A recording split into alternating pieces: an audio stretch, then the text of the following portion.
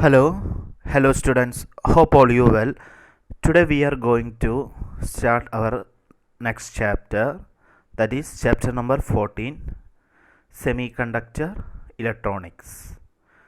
Our next chapter is Semiconductor Electronics.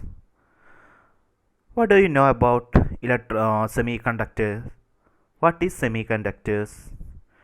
Semiconductors are substances whose conductivity lies between conductors and insulators. Examples: germanium, silicon, carbon. And our next topic and a important one is energy bands in conductors, insulators, and semiconductors. Now we are going to study the energy bands in conductors, semiconductors, and insulators. Before that, what is band gap? What is band gap? Band gap is also known as forbidden energy gap or energy band. So what is band gap? It is the gap between conduction band and valence band. The gap between conduction band and valence band. Okay, now we are going to study or learn detailedly about the band gap or forbidden energy gap or energy band of conductors, insulators, and semiconductors. The first figure is the energy band of conductor, and the second one is insulator, and the third one is semiconductor. Here Eg is the forbidden energy gap or energy band. So in the case of conductor, the conduction band and valence band are overlapped each other, but in insulator there's a large gap between conduction band and valence band. When we compare to insulator, the energy gap in semiconductor is low. This gap between conduction band and valence band is known as energy gap or energy band or forbidden energy gap.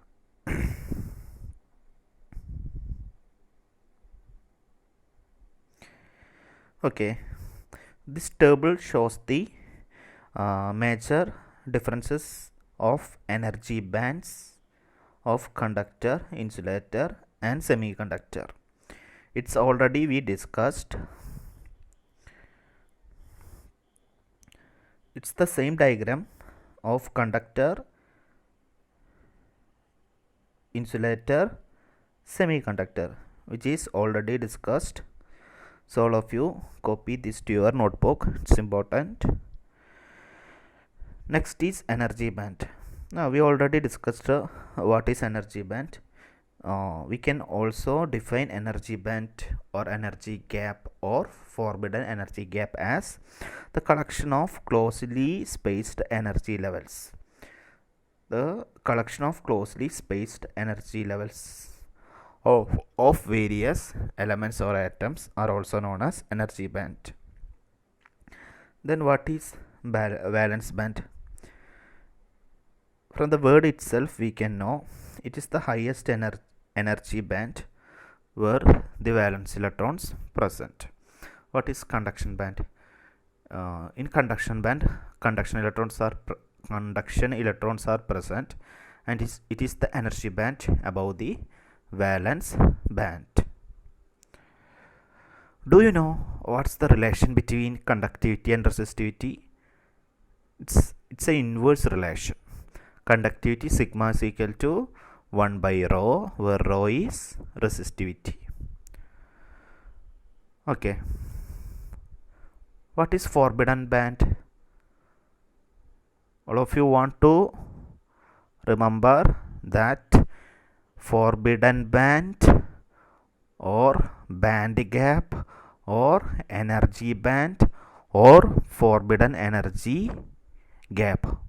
All these terms are same and have same meaning.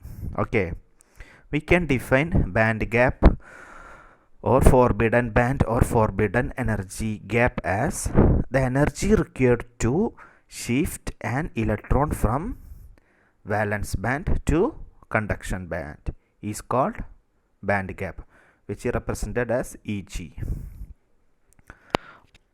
Okay, now we are going to discuss an important section, types of semiconductor. The semiconductor can be divided into two types, that is intrinsic semiconductor and extrinsic semiconductor. What is intrinsic semiconductor? Pure semiconductor is known as intrinsic semiconductor. Okay, then what is extrinsic semiconductor? Extrinsic semiconductor is not pure semiconductor. Do you know how can we make extrinsic semiconductor? We can make extrinsic semiconductor by adding impurities to the semiconductor in order to increase its conductivity. The process of adding of impurity to semiconductor is known as doping. So simply doped semiconductors is known as extrinsic semiconductors. We can consider two types of extrinsic semiconductor based on doping level. So based on doping level, we can divide extrinsic semiconductor into two types. Do you know what are they? Yeah, on the basis of doped impurity, extrinsic semiconductor are two types. The first one is N-type semiconductor, second one is P-type semiconductor. From the word itself, we can define N-type semiconductor. What does the small letter N represents? Do you know? Small letter N represents negative charged carrier electron. Okay, so in N-type semiconductor, the majority charged carrier is negative charged carrier electron and the minority charged carrier is positively charged holes. Okay, that's the first point. Then N-type semiconductor is made using doping it with pentavalent impurities like bismuth. Okay, this is the way of production of N-type semiconductor. Then this pentavalent impurity atom always shows a tendency to donate electron. So this pentavalent impurity atoms like bismuth is known as donor atom. Why it is known as donor atom? It donates electron. Okay,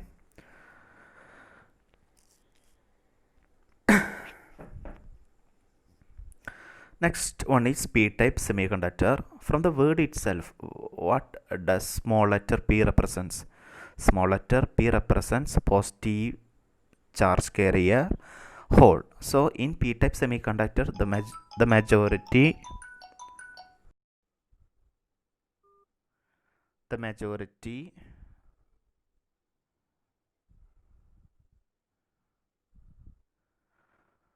so in P-type semiconductor, the majority charge carrier is hole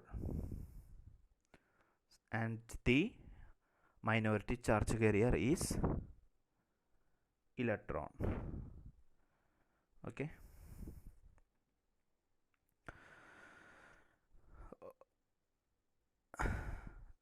then how can we make P-type semiconductor? We can make P-type semiconductor by doping it with trivalent impurity like boron. Okay, we can make p-type semiconductor by doping it with trivalent impurity like aluminum, boron, like that. This trivalent impurity atom is known as acceptor atom. Why? Every trivalent impurity atom have a tendency to accept one electron, therefore it is called an acceptor atom. Okay. Okay. Next, two cases for n-type semiconductor and p-type semiconductor. We know that in p-type semiconductor, the electrons are in greater amount when compared to holes. So we can see that in n-type semiconductor, Ne very much greater than Nh. What is Ne represents? Ne represents number of electrons. What is Nh represents? Number of holes. So it's simple. It's a condition of intrinsic semiconductor. We know that intrinsic semiconductor is a poor in semiconductor in which Ne is equal to Nh is equal to Ni. What is Ne? Number of electrons or free electron density. What is Nh? Number of holes or hole density. What is Ni? Intrinsic carrier concentration. It's a simple relation, just remember it, that's only. Next, a condition of p-type semiconductor and n-type semiconductor.